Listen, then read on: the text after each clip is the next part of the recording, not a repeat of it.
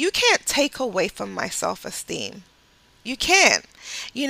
Initially it used to wear away at me. Absolutely. It did. Absolutely. But once I seated myself in my identity and understood who I am, and understand that, in most cases, most of these women who are coming at me of other colors, I have a bachelor's in neuroscience. I have a master's in public health. I went to the top 20 in the world schools. When it comes to intellect and ability to talk, don't even go there with me, right? I will. Welcome to the Immigrant Experience in America, an immigrant human library, where we amplify and humanize the experiences of immigrants in the United States and around the world. Listen in as we add another story to our immigrant human library. But I had to kind of center myself, um, to not let the anger be the prevailing thing that I teach her these experiences through, because that kind of anger will also eat at you and eat at that child. You know what I mean? If you pass it on. And so initially I went about it the wrong way. But over time, and as I've gotten more mature in my faith and in my thinking, um, I challenged myself to have these kind of conversations. And that's what I wish more of America did. If black and whites could sit down from across each other, and even blacks and black Americans versus black immigrants could sit down and have these kind of discussion, the world would be such a better place. No malice, no malintent, with a heart of open and ears that are listening. You know what I mean? I think it would be so life changing. You might not get to a point of 100% agreeing with each other, but it would make a change. Yeah, I think a few people out there have really. I remember, I don't know if it was Oprah or somebody else who brought some Republicans and Democrats together during the last election season or sometime I saw it and really tried to get their viewpoints and why everybody just seemed to be at each other so much. And so, but the book that I would offer, there's an author out there, you probably heard of her, Robin DiAngelo. She wrote a book called White Fragility, and she's Yes, really, yes. as a white woman, trying to explain why some people truly are ignorant of their poor behavior because they've been so steeped into their thinking and their conditioning that they just do it like a heartbeat. It's like a reflex for them. But it doesn't Yep. mean that as a black person, you need to sit there and just take it in and be a victim, because over time, it actually, as an immigrant black person coming in, it will change you into just feeling victimized constantly. And so if you don't address it, that's just not a good place for you to be living and operating in. But I'm still wondering, like, there's so many of us who still want to come here and stay here, and I'm like, is it worth it? Like, is it because the economy is strong and we feel like we can earn more, but the stuff that our children have to put up with, is it worth it? So I ask you, the people who are here and people who are aspiring to come, is it worth putting up with stuff like that and harming your Um, children like that? I think it's half a dozen of one and half a dozen of another, right? For me, I didn't think that it would be, because I didn't experience that in England, right? And for a certain extent, it was naivety that I walked into it with, right? Um, I was really naive. Like, I really didn't understand the systematic and historical aspect of it, right? As I've gained more knowledge, as I've learned a lot more, and in addition to the White Fragility book, I followed this lady, Jane Elliott. She was an activist for a very, very long time. I know her. Um, yeah, okay, so blonde hair, blue eyes. I love those experiments. It's just so funny when you see people who are of lighter skin color, white and with blue eyes, being treated the way that some black Americans get treated, and the reaction that they have is anger. It's righteous anger, right? And so, but to answer your question about is it worth it, it comes down to the individual, right? So for me, it wasn't quite about having a greater earning potential, although that has been a byproduct for me, right? And it wasn't necessarily about a better lifestyle and anything like that, because I was already in a third world country where I didn't have to put up with this crap, right?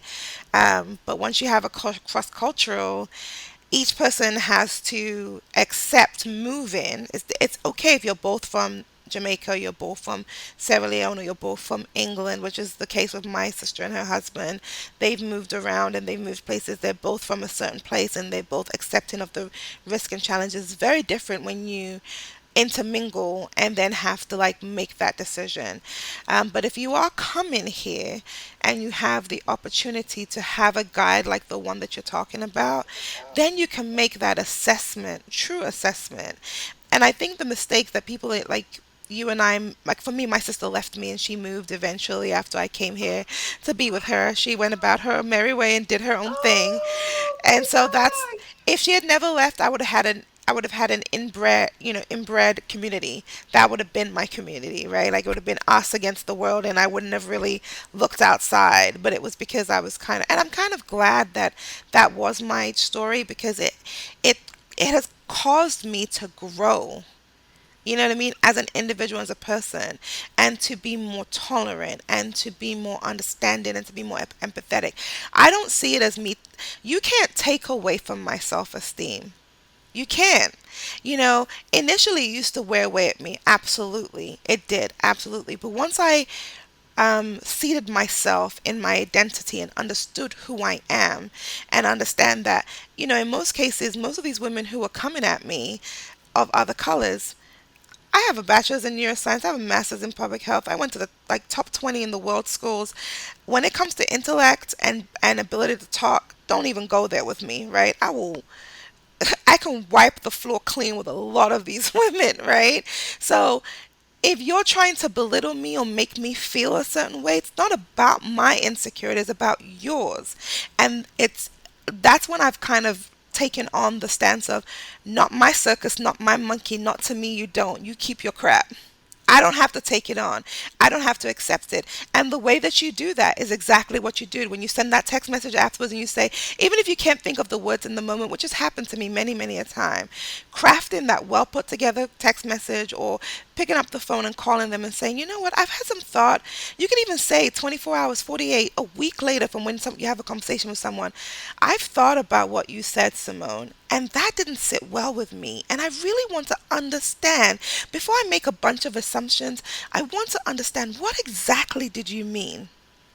Yes, You're doing perfect. three things. You are setting a boundary, you're putting the other person on notice, don't mess with me, right? And you're getting them to justify their crap. Once they justify that crap and they have to like think through it and they realize that it's wrong, or that you're not going to be tolerant of it, it never happens again. I've seen it when I have learned to put up those boundaries and say, hey, not to me, you don't. I've seen people be on the back foot trying to justify their nonsense and really having to think through it. And they never bring that energy back to me. They never do. They just don't. They might still be, have some things about them. We might still have disagreement, but that thing that is seated in the fact that you think because of my race and my color you can treat me a certain way, that never rears its head again. Or they're very mindful of it. Yes, very good. Very well said, Nina. And this is why I encourage people, like, they have a thing where they say call people out, or now they're saying call people in. When it comes to biases and things like that. You have to choose what is the best way for you to handle it. But I just say don't walk around being a victim, because that will cripple you. I agree. It will eat at you, will take so much away from your soul, from who God designed and created you to be, I agree. right? And you don't let people do that to you, right?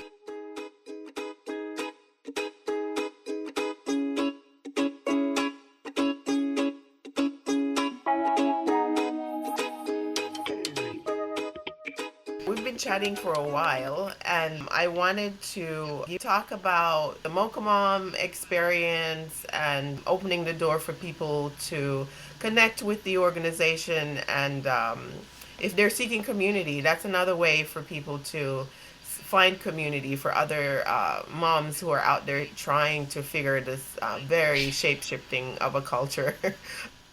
Yeah, so I think so you cut out for a little bit, but I think you told me you're giving me an opportunity to talk about Mocha Mums and what we have coming up, I believe. Yes, yes, yes. And for people who are seeking Okay. community and how useful this could be to them.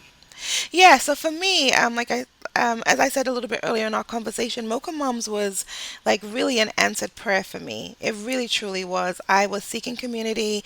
I was seeking, I told you before, I was of the belief that, and I still am of the belief, I will treat people like a blank slate and I will give you an opportunity. And, until you show me who you are, I will still give you that chance. But it was naturally inbuilt to Mocha Mom. And Mocha Moms initially was created for moms of color or black moms who were stay at home mothers, but it has evolved into so much more. I am not a stay at home mother, and I work a full time job. I work as part of several organizations. I'm the president of North Fortune chapter of Mocha Moms, and it's just been such a great community. As I said earlier, they were the first people when I broke my ankle to be here and be at my house and literally show me that community feel, and it has been awesome. I tell everybody that at Mocha Moms, my motto for my term is creating a safe space. I feel like as black women, we have so much that's on us. We have, oh my word, especially if you're a black woman and a wife, we're wives, we're mothers, we're sisters, we're daughters, we're women in the community who are working, women in the community who may be homeschooling our kids, women in the community who are battling these discussions like what we're talking about right now, that we need to be a safe space for each other. You know what I mean? When we come in, you and I may not be best friends, but we have a common thread. And I am your girl, and you are my girl. And if you call me and you say you need something, I am there for you. And that's what I feel Mom has been for me. I literally walked in, and I'm like, I already found five best friends. Like literally, it was like that for me, and it was like so heartwarming. Like one Mocha Mom is coming this evening to come sit with me and enjoy the evening, just so I won't be alone. She's been texting me for weeks, and I finally said, okay, come on through, come see my ugly leg, you know. She's coming to come sit with me, and just she was already asking me what kind of drinks can she bring, and I'm like, I can't drink because of the pills I'm on. So it's just like just that community, that sisterhood, and that's the three pillars of Mocha Mom: sisterhood, support, and service. And I think that it's such a good pillar to have as the foundation. And when you're united and aligned on a foundation and on a mission, everything else comes together. We bicker as sisters, but in a good way, not in a bad, mean way. And we get along and we have good times. And you know, I have three sisters myself. I can never get rid of them. They're always going to be my sisters, even when I am mad at them. And that's what I find with Mocha Moms, and I love it. You know what I mean? So, and there is no bickering, by the way. So let me just clarify that. But I'm just saying that's how it is with my sisters. So that's what I have found in Mocha Mom. Everyone so far has been lovely, nice, no problems. The other thing that I wanted to talk about was we're having a Mocha Moms marriage summit, because this is the 26th of March is Black Love Day or Black Marriage Day. As I mentioned earlier, Black marriages is twice as likely as to fail. And so I had this vision. I wanted to do a day, and my vision originally was I'm going to send everybody home to make love, practice having babies, even if they don't have babies. And so we have things like tantric yoga and a sex therapist coming to talk, and then we have relationship expert Jared and Cara Kiddo. We have another business relationship expert, uh, D'Antoni and Rachel Ward. They're going to be hosting, sorry, and our other experts that are also going to be a part of this program. And I'm sorry, my brain has gone blank for a second. I should have everybody on tap in my mind. But we just have a lot of information that's packed into it. And I'm really, really excited about the event. Awesome. Folks who are listening on the US side, if your Mocha Moms is throughout the United States, right? And I'm not sure if we're in all 50 states, but I know very prevalent throughout the country. Yes, Mocha Moms is in all 50 states. So if you are, there's a really cool video on the Mocha Moms website of, oh my God, one of the Black Stars. Her name's gone out of my head as well, but she's talking about her Mocha Moms experience. And it's really, really cool. Like she just talked about being divorced and having to go through divorce, and how the Mocha Moms family showed up at her, Sherry, showed up. at her door and helped her and supported her through her two divorce and helped look after her kids and all that good stuff. So it's really really good. And I want to go back and just kind of mention everybody's name so I don't get in trouble. But it's Troy Brooks and Chantel Brooks. They're marriage and enrichment coaches and author. And then with the sex therapist that we have is Dr. Latoya Cheatham. And Jared, who I mentioned earlier, he is a psychiatrist by trade. Cara is a licensed therapist as well. So it's going to be really good information. They're going to talk about all the things that hang up marriages in most cases, which is like fighting fair and finances, right? And then intimacy is something else that they're going to be talking about as well. So it's going to be jam packed with a lot of good information. Yes, and I can vouch for Kara and Jared. I mean, the way that they communicate this stuff, I'm like, how is it that nobody's talking about this stuff? It is so palatable, it's digestible, it's just so practical. I mean, they're a power team. Yeah, it's applicable as well, and I totally 100% agree with you. Like their business is Authentic Marriages. They are 100% behind black marriages. And so I'm really excited to see what they're going to do with these powerhouses, all these people that are experts in their field, putting on this whole summit. It's going to be, like I said, there's going to be food, there's going to be drinks, there's going to be breakout sections and workshops. And then, in the beginning, there's going to be the black love part of it, which is the tantric yoga, which I think is going to be so exciting. Even I want to try it. And the sex therapist talking and giving tips and stuff like that. And there's also going to be an opportunity to capture one of our mochas, who also has a photography business, Lashandra. She's going to be taking pictures. So this is for the North Fulton. It's going to be in Duluth, Georgia, on the 23rd of March. And tickets are on sale right now at Eventbrite and on Zephy, which is another platform like Eventbrite, but specifically for not-for-profits. And like I said, this has been a labor of love. We've been working behind the scenes for over 2 months now, and now we're getting to go time to really start to sell and advertise the event.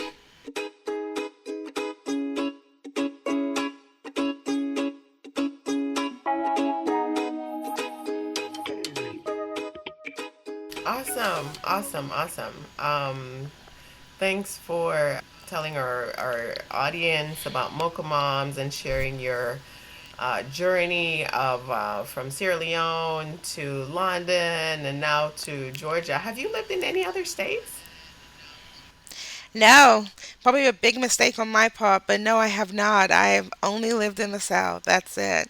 And I told you stability was a big one for me. So once we started having kids, it was just we just planted roots, and I said until my kids could, leaving Sierra Leone at 7, unfortunately, meant that a lot of my childhood memories are gone, and so I did not want that for my children. My son has just turned 8, so now I would feel comfortable relocating because they'll remember, and my daughter's old enough to maintain her own relationships too. Yes, yes, yes. Wow, that's a good tidbit. I've been having thoughts lately myself. But you're saying when you left at 7, you couldn't remember the memories prior to 7, so it's better to wait until like later on for the children. Yes. Yeah, it was very traumatic for me. My mom and I talk about it now, because very open, and she had to do what she had to do, and I understand that. But it's just, it does have consequences, and even my sisters all say, because they were like, my sisters left Sierra Leone when they were 16 and 18, so they were grown, and then my other sister who I left with when we left later on, she was 14, so their memories were fully formed. They remember all their friends. I have people coming up to me all the time. Like I just went to my cousin's funeral in December. A family friend walked up to me and this lady hugged me for like a good 5 minutes, just held me, because she remembers the 7-year-old me. And I'm thinking to myself, I don't know who you are. You know what I mean? Like, I have no clue who you are. Like, who are you? And she held onto my hand the whole half an hour we were talking. Now, I didn't mind. It wasn't an issue. But for me, it was just like, I don't even know who you are. I have no connection. And that's the saddest part for me. Like, I have this community that I love, but I don't have any connection to them whatsoever, or I don't know a lot of them, or I have vague memories of them. So I just didn't want to do that to my children. I wanted them to have sound and solid memories and to remember and then to be able to move, at a later point for them. Yeah. That's an important information that you're sharing there, because I think in this global economy, a lot of us tend to go where the better jobs are. We let the capital or the economy kind of drive, but sometimes we have to think about, like, what order is it: God, family, career, or is it career? And then we adjust everything else. So, well, lots to think about. But I'm so grateful you just shared that. It's important for me to consider my daughter and her relationships in her early years. Thank you. No, absolutely, it was a pleasure. Okay, great, great, great. So thank you so much, Nina, for sharing so deeply. All right, thank you so much. Nice talking to you. Appreciate you. Same here. We'll connect separately. We thank our listeners around the world and we appreciate your continued support as we build our human library. Please remember to give us a 5-star review, subscribe, and share with your friends, family, and circle of influence.